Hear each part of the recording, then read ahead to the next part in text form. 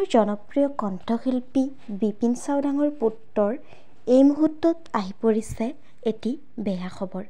খবৰটো পালে সঁচাকৈ আপোনালোকৰো বহুত বেছি বেয়া লাগিব। কি হৈছে সবিশেষ জনাম আপোনালোকক আজি এই ভিডিঅ'টোৰ মাধ্যমেৰে।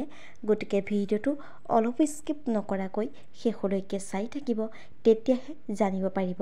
নমস্কাৰ বন্ধু বান্ধৱীসকল, আপোনালোক সকলোকে স্বাগতম জনাইছোঁ মই প্ৰতীক্ষাই SP নিউজ আছামিজৰ অন্য এটি নতুন ভিডিঅ'লৈ। আপোনালোকৰ বাবে লৈ আহিছোঁ পুনৰ এটি নতুন ভিডিঅ'টো সকলোৱে আদৰি ল'ব বুলি আশা কৰিলোঁ।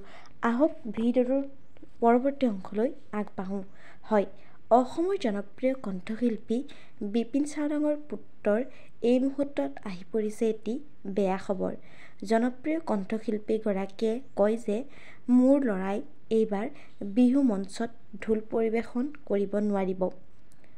আৰু লগতে তেওঁ কয় যে সি বাথৰুমত পৰি এখন হাত ভাগিলে ৭৫ দিনৰ কাৰণে সি এই অনুষ্ঠানত ঢোল পৰিৱেশন কৰিব নোৱাৰিব। এইদৰে জনপ্ৰিয় কণ্ঠশিল্পীগৰাকীয়ে এটি পোষ্ট শ্বেয়াৰ কৰে সামাজিক মাধ্যমত। আমি আমাৰ চেনেলৰ তৰফৰ পৰা জনপ্ৰিয় কণ্ঠশিল্পী বিপিন চাওডাঙৰ পুত্ৰ সোনকালে সুস্থ হৈ উঠক তাৰে কামনা কৰিছোঁ। ধন্যবাদ।